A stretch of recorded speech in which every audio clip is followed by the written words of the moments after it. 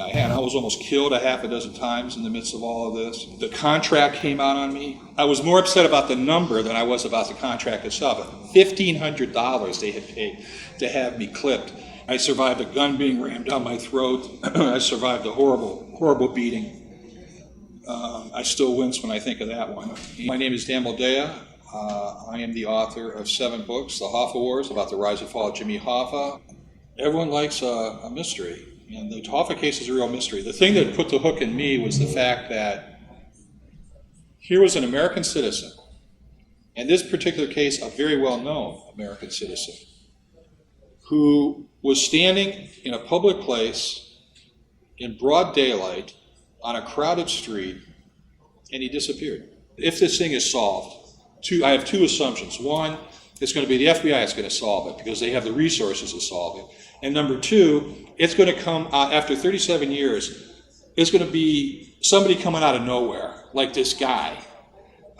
Somebody who is not connected, somebody who is not part of the mob, somebody who is not part of the murder, one of the cast of characters in the murder, who is just suddenly going to emerge and is going to have a story to tell. So when one of these things comes along, if I view it as being legitimate, I will jump in. And I think that I'm obsessed with the Hoffa disappearance. I'm a kid at the time. I'm 25 at this point. And I thought, the mafia was, there was the Godfather.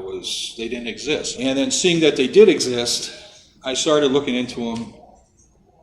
And I needed a job. I started writing columns about the Teamsters and the mob. Who cared about the Teamsters and the mob at that time? Nobody. I got a call from a reporter for the Wall Street Journal named John Quitney. And John Quitney said, I read your 8-part series on the Teamsters and the mob. And, I'm thinking about doing my own 3-part series for the Wall Street Journal. Can you help me? And then the next week, Jimmy Hoffa disappears on July 30th, 1975. Published my book in 1978. The Hoffa Wars. I became the only reporter ever to interview Hoffa's alleged killers as identified by the FBI. Sal Bergoglio, Gabe Bergoglio, Tommy Andretta, Stevie Andretta. This guy called me. The guy is a nice fella, but he's in nowheresville when it comes to the mob. He's not a mob guy. He's not per se connected, but he's a gambler. And he told me a story about this bookmaker with whom he had done business, and he told me about seeing a body getting ready to be buried, and a cement mixer at this home.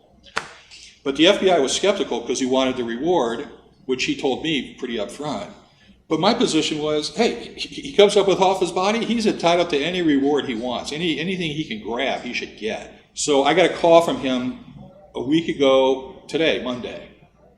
And he said, listen, things are happening, and Roseville has taken the ground detection equipment, and they've gone to the house, the site where I saw the cement mixer and where I believe the hole was dug. And they have detected an anomaly in this, beneath the concrete. And so I talked to some people, and they said, well, the anomaly could be a body, some trace, parts of a body, or it could be the root of a tree.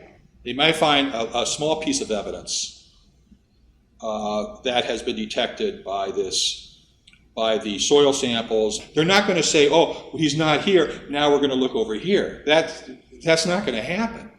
There is no way this is Hoffa. The cast of characters does not match with this guy.